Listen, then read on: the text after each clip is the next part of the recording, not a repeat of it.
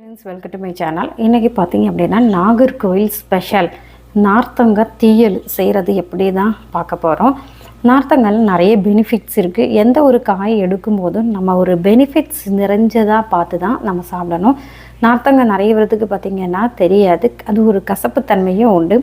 சாப்பிடும்போது பார்த்திங்கன்னா நம்மளோட கொலஸ்ட்ராலும் குறையும். அதுக்கப்புறம் பிளட் சுகர், அதாவது பிளட் ப்ரெஷர் இருப்பாங்கள்ல அவங்களுக்கு, அதாவது ஹைப்பர் டென்ஷன் பேஷண்ட்ஸ்க்கு வந்து இது வந்து நல்லா இருக்கும். ஆனால் உப்பு கொஞ்சம் கம்மியாக வந்து சேர்ப்போம். நாகர்கோவிலில் எல்லா ஒரு கல்யாண வீட்லேயும் பார்த்திங்கன்னா கண்டிப்பாக நார்த்தங்காய் தீயல் இல்லாமல் இருக்காது. கல்யாண வீட்டுக்கு நான் போகிறதோ இல்லையோ, நான் பாயசம் அடப்பிரமாதனுக்கும் இப்போ இதுக்கும் தீயலுக்கும் தான் நான் போவேன். அது ஏன்னா நார்த்தங்காய் ஸ்பெஷல் அதுதான். நல்ல ஒரு ஸ்பூன் வச்சாலும் நல்லா டேஸ்ட்டாக இருக்கும் பார்த்துக்கோங்க. அதுதான் நம்ம வீட்டில் செஞ்சு நம்ம ரொம்ப நாளுக்கு ஸ்டோர் பண்ணி வைக்கிற மாதிரி நம்ம செய்ய போகிறோம். இப்போ கடாய் எடுத்துக்கோங்க, எண்ணெய் ஊற்றியாச்சு. கடுகு, வெந்தயம், ஜீரகம் பொடி தான் வைக்கணும். நான் வேண்ட பொடி இல்லாதனால ஜீரகம் சேர்க்குறேன். இப்போ பார்த்திங்கன்னா கடுகு பொட்டியாச்சு நான் சொன்னலாம். அதுக்கப்புறம் சின்ன வெங்காயத்தை நல்லா போட்டுக்கோங்க, இஞ்சி, பூண்டு, அதுக்கப்புறம் காஞ்ச மிளகா, பச்சை மிளகா, அதுக்கப்புறம் கருவேப்பிலை, உப்பு இவ்வளோத்தையும் போட்டு இந்த மாதிரி நல்லா வதக்கிக்கோங்க. இது கொஞ்சம் வதங்கிட்டு அதுக்கப்புறம் நம்ம நார்த்தங்காவை வெட்டி வச்சுருக்கோம்ல, ஸோ அதையும் போட்டு கொஞ்சம் தண்ணி ஊற்றி வேக வைக்க போகிறோம். வேக வச்சதுக்கப்புறம் தான் நம்ம மசாலா, புளி தண்ணி எல்லாமே போட போகிறோம். சரியா? இது வேகட்டு. வெங்காயம் வதங்கினதுக்கப்புறம் நான் வந்து நார்த்தங்காவும் சேர்த்தாச்சு. சேர்த்து இது வேகிறதுக்கு கொஞ்சம் தண்ணி ஊற்றி என்ன பண்ணணும்னா வேக வைக்க போகிறோம்.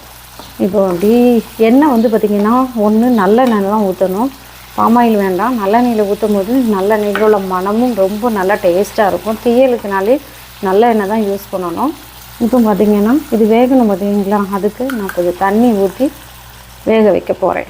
இது வேகிட்டு மூடி வச்சு வேக வைக்க போகிறேன். இப்போவே நல்ல மணம் வருது. ஸோ இந்த மாதிரி தண்ணி கொஞ்சம் வத்துது. நம்ம அந்த டைமில் புளி கரைச்சி வச்சுருக்க புளியை ஊற்ற போகிறேன். நான் எனக்கு புளி இன்னும் கொஞ்சம் வேணும்னாலும் ஊற்றிக்கலாம், தண்ணி வேணால் ஊற்றிக்கலாம். இது வேண்டாம், எனக்கு இதே போதும். இப்போ பார்த்திங்கன்னா எல்லா மசாலாவும், உப்பு, மஞ்சத்தூள், அப்புறம் காயப்பொடி, மல்லி ஸ்பூனு 1 ஸ்பூனு, அரை போட்டாலும் ஓகே தான், காஷ்மீர் மிளகு, அதுக்கப்புறம் பார்த்திங்கன்னா எரிவுக்கு நான் சில்லி பவுடர் இவ்வளோத்தையும் போட்டு நல்லா வதக்குங்க.